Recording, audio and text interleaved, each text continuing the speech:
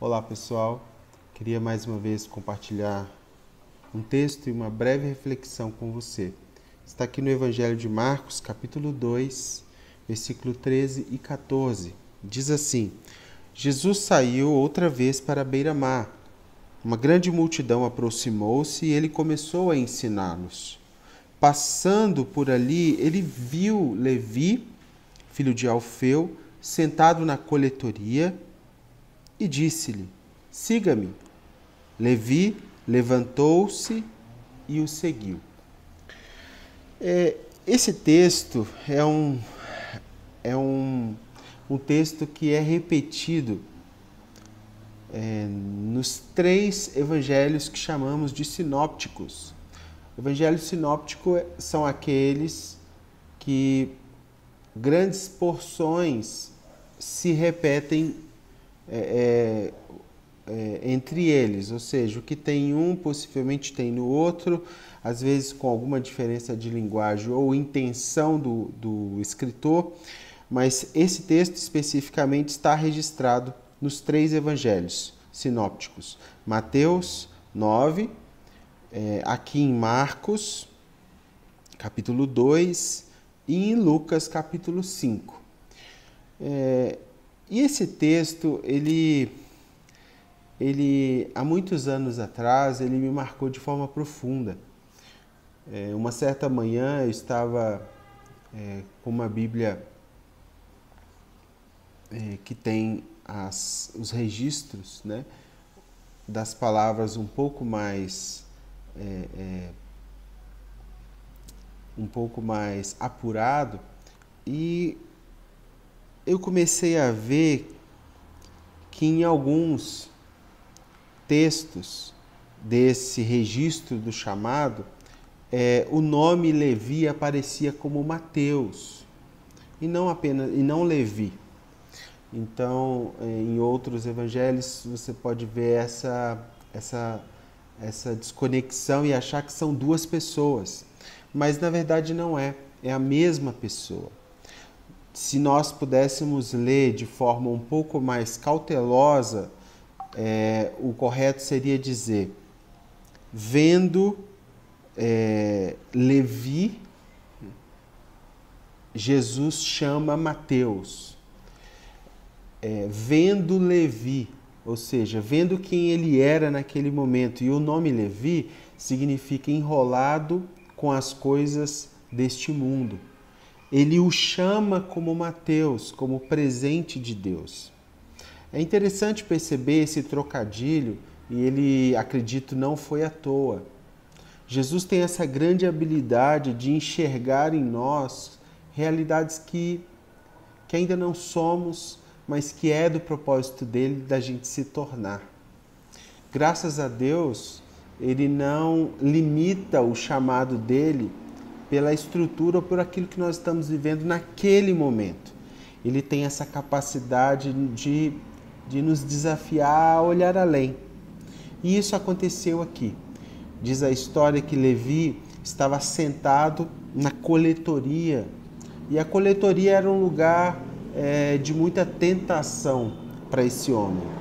Tentação do lucro desmedido, tentação da corrupção, da ganância. Era um lugar onde a pessoa que ocupava esse posto, de certa forma, se tornava inimigo do povo, porque era um opressor do povo para que pagasse as suas contas, os seus débitos, e muitas vezes cobrava porções além do que lhe era devido.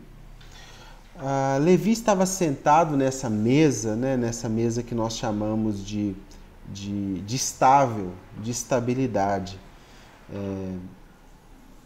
E não poucas vezes ele pode ter sido tentado a fazer concessões para manter esse castelo de cartas da sua vida de pé. Quantas vezes nós estamos paralisados ou parados em realidades cômodas que nos mantém seguros, mas no mais profundo da nossa alma a gente percebe que aquilo nos limita. Limita principalmente para a gente conseguir ser e manifestar ao mundo aquilo que Ele mesmo nos chamou para ser. Um certo dia, então, esse homem passa, esse Jesus de Nazaré passa e o chama, né? Esse chamado soa e ele vira essa mesa para cima e imediatamente segue um ato de obediência, né? De seguir, de lançar-se no nada. E quão difícil isso é para nós, não é mesmo? Quando nós não temos a previsibilidade do amanhã, quando nós não temos as certezas da segurança econômica ou a segurança da saúde ou segurança da vivência com as pessoas que amamos, nós somos desafiados a nos segurar no nada. E a resposta desse homem me deixa muito grato, porque não foi uma confissão oral de fé, foi um ato de obediência. Não podemos aceitar sermos cristãos teóricos, mas ateus práticos. E a grande marca desse tipo de atitude não aceitável é que nós podemos até esteticamente corresponder ou falar que queremos seguir, mas o ato de obedecer é muito mais profundo. Esse homem, ele aceita sair do previsível e ir para o incalculável. Ele aceita sair dessa realidade de possibilidades finitas para uma realidade de possibilidades infinitas. Esse discípulo é arrancado de sua relativa segurança de vida e lançado para a incerteza completa, de uma situação parametrizada para o seu futuro, para uma realidade desafiadora, né, de dependência. Grandes homens passaram pelo mesmo desafio.